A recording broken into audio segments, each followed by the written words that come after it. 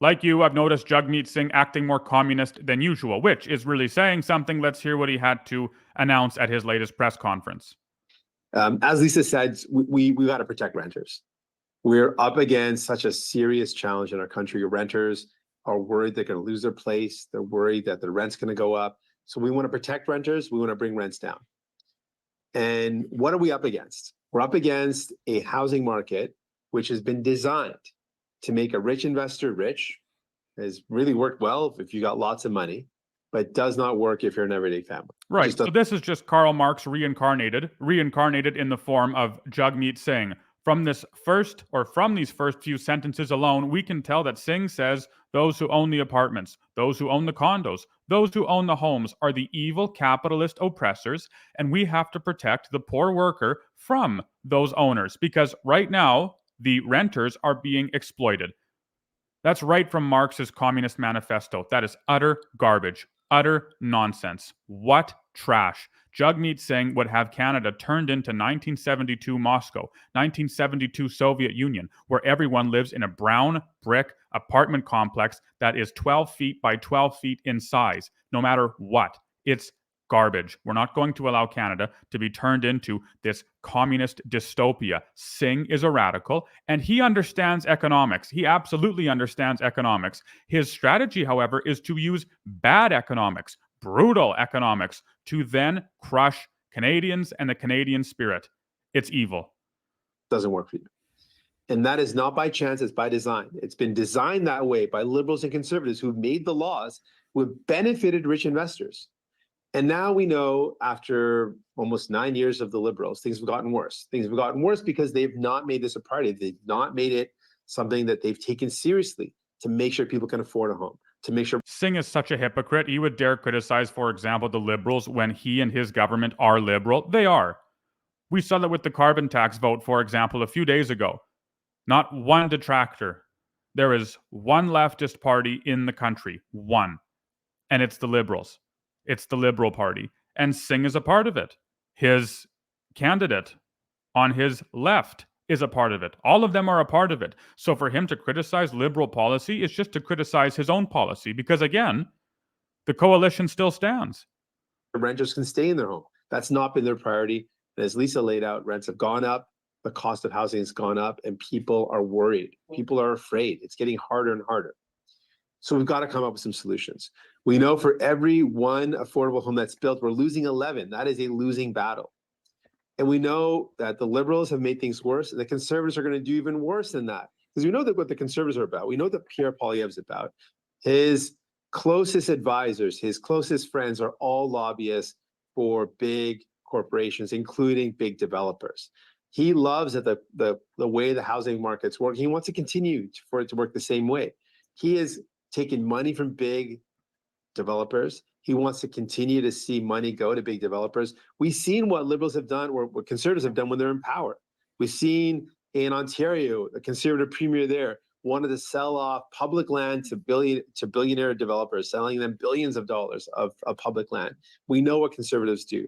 Imagine the lack of logic. Imagine existing with this sort of lack of logic to say that the Liberal NDP coalition, because that's who's in power right now, is at once the cause of the housing crisis, but we dare not switch them out to a different party. I'm not endorsing conservatives in this video. I'm just saying, imagine the logic of saying, we know who the cause of the problem is, but we can't switch to a different possible solution. We should just keep going as we're going. Makes zero sense. Can you imagine if a business was failing? You have a failing business, it's not making profit, and so the owner decides to, instead of changing tactics, march straight forward with the strategy that they've been using for the past how many months? Sure, it might be failing, and sure, dumping more money into that strategy will cause the business to fail even more. It's nonsense, but that's exactly what government does. And as for the term affordable housing, that's an Orwellian term. Orwell would hate that term. He would. It's a euphemism. It's not affordable housing, it's government housing, and it's hardly a house. It's government slum. That's far more accurate. You can't call it affordable housing. It should be called government slums because that's what programs like these create. Pierre Poilievre's chief advisor is a lobbyist for a real estate firm. We know that his campaign director is a lobbyist for one of the largest corporate grocery chains. This is a party directly connected to the powerful corporate groups and interests in our country, and they're not going to make things more affordable. So that's why New Democrats are stepping up for you. And one of the things we want to do is we want to protect renters by putting in place a renters protection fund. I just met with a number of community advocates talking about nonprofit housing and how important it is. If we want to build homes that are affordable, we've got to actually make that a priority. I've spoken with builders and they say very frankly, we got to buy the land at the going rate of the land. We got to build at the going rates for building. We got to use the going rates for buying the materials. We're going to build more of the same that you see out there. We're going to build more of the condos that you see, more of the houses that you see. That's not going to make life more affordable for you. What we're talking about is let's make it serious that we're going to prioritize renters. So let's protect renters from being rent evicted, which we know is happening again and again. Let's bring down rents. So our renters protection fund would allow not-for-profit groups like the ones that we just met to purchase buildings before they get bought up by rich investors who want to just flip it and make more profit. Let's allow local community groups to buy those buildings and keep them affordable so that people can stay in their homes. And let's bring down the rent. That's what our plan is. A renters protection fund for you and your families to protect renters, to bring down rents, to keep people safe in their homes. While the Liberals have let you down, they're out of touch, and the Conservatives want to sell off land to rich developers and make them richer and make you even worse off. We're fighting for you. We're fighting for people.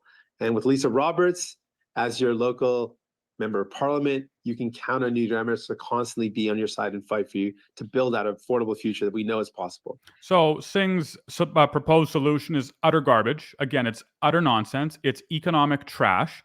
It makes zero sense.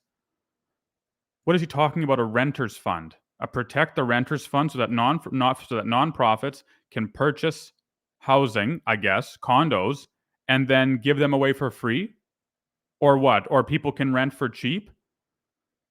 That doesn't solve the market crisis. That doesn't solve it at all. Hardly. First of all, can you imagine how much capital you would need to buy one condo complex, let alone as many as Singh is supposedly talking about? But secondly, this does nothing to absolve the problem of increased or excess demand in the country right now. Not at all. It doesn't do anything to solve the problem of lagging supply in light of this excess demand. No, it doesn't do anything for that. It's a terrible solution. It isn't a solution at all. Thanks so much for being here. I'm going to do that again in French and then look forward to your questions. Is there any questions in person? No, I think we're good in person, Nina. All right, so this concludes our press conference. Ceci conclut notre conférence de presse. Merci beaucoup. Okay, so no questions, and actually we don't have any questions either. We simply know the truth of the matter that Jagmeet Singh is a communist. The NDP promote communist values, which aren't values at all, and they want to completely annihilate the nation. Yes, that's the fact. It's not exaggerated. It's not hyperbole. It's the truth. When you listen to what these radicals are talking about doing in Canada, it makes you realize just how much they hate this country. They hate it.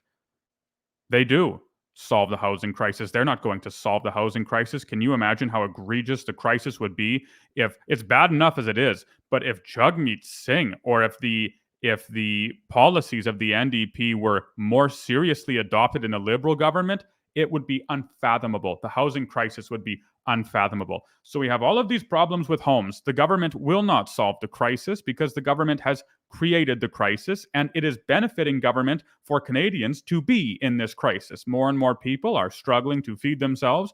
More and more people are struggling to afford their mortgage payments, so they have no choice but to crawl to government and say, I need a handout desperately, please. I'll do what's required in order to feed my family. And for government to sit there like ravaging wolves and eagerly lick their lips as people come to them is totally vile.